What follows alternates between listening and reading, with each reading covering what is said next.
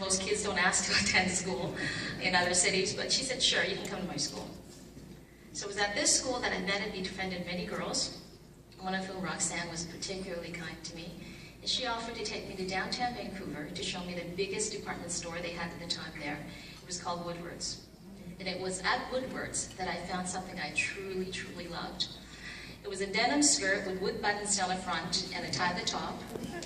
It cost $16, and my mother had given me $20, so I had enough.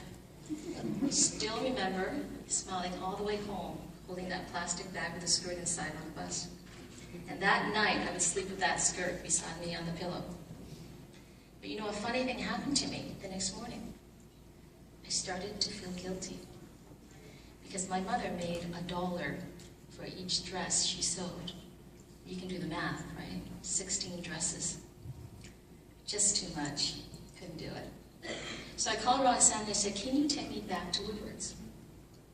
And when I came back to Toronto, I gave my mother the $20 back. And I didn't mention the skirt. Well, not until today. Could I have possibly known that just 15 years later, I would be on the board of directors of Woodward's department store? Who knew, right? Okay, this is the last one.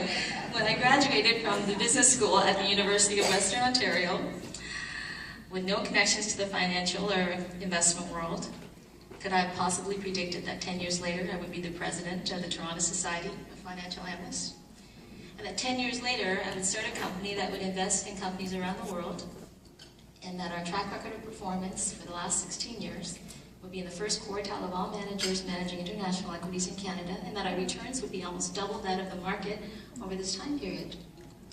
No, couldn't see that one coming either.